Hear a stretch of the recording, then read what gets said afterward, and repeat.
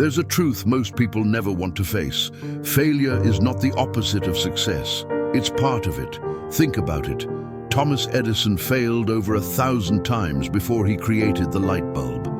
Michael Jordan was cut from his high school basketball team. J.K. Rowling was rejected by 12 publishers before Harry Potter saw daylight.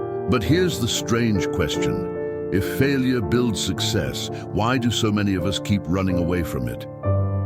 In today's life coaching tale, you'll discover a story that will forever change how you see failure. Stay with us till the end, because this one lesson might just set you free.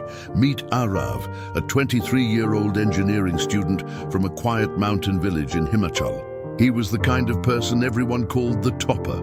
Always neat, always organized, always afraid to lose.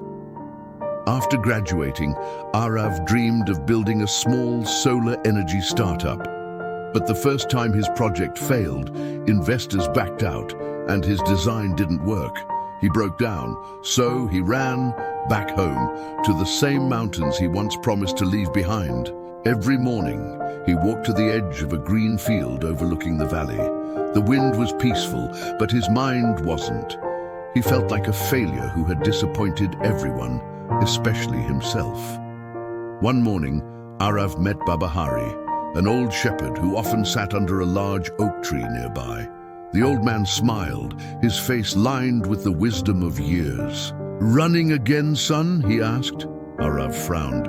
"No, Baba, just thinking." Baba Hari chuckled. "When goats run from the rain, they still get wet. Maybe what you run from isn't chasing you. Maybe it's teaching you." Arav looked confused. "Teaching me what?" The old man pointed toward the rocky path leading up the hill. "Climb that path every day for 7 days, but each time carry 1 stone from the bottom to the top, 1 stone for every failure you remember." Arav sighed but agreed. It sounded simple enough, but he had no idea what that journey would reveal. On the first day, Arav picked a small stone, remembering the day his first project failed. The climb felt easy, but his heart was heavy. On the second day, he chose a bigger stone, remembering how his best friend moved on without him. His legs ached as he reached the top. By the third day, the stones got heavier. He remembered rejection emails, harsh words, sleepless nights. The mountain seemed taller than before. On the fourth day, he almost gave up. He dropped the stone halfway. But then Baba Hari appeared behind him. "Why stop now?" the old man asked. "It's too heavy," Arav groaned. "Ah," Baba smiled, "but is it the stone that's heavy or your memory of it?" That question hit Arav like thunder. He realized every failure he carried wasn't in the rock, it was in his mind. By the 5th day, something changed. He began talking to the stones. "This one taught me resilience. This one taught me patience. This one showed me who my true friends are." On the 6th day, he began to smile as he climbed. The path didn't seem as long.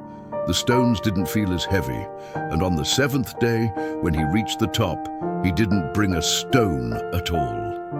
He stood there, arms open, wind in his hair, feeling lighter than he ever had before.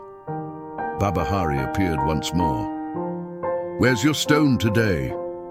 Arav laughed. "Baba, I think I finally learned the lesson." The old man nodded. "Good. You see, child, failure doesn't weigh you down. Your fear of it does. Once you stop running, you stop suffering." From that day, Arav stopped fearing failure. He went back to the city, not as someone chasing perfection, but as someone chasing progress. When his next design failed, he smiled and said, "All right, another stone carried." Within 2 years, Arav's company grew, not because he avoided failure, but because he learned from every single one. He often returned to that mountain, standing on the same spot where his old self once cried and whispered to the wind, "Thank you for failing. You made me free. Failure is not your enemy, it's your mirror. It shows you what to learn, where to grow, and how much strength you already have. So the next time you fall, don't run, sit with it, learn from it, rise again. Because failure is not where your story ends, it's where your real story begins."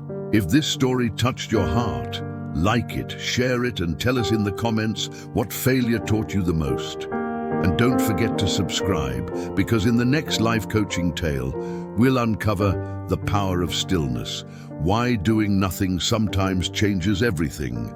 Until then, keep learning, keep climbing, and remember, every fall has a purpose.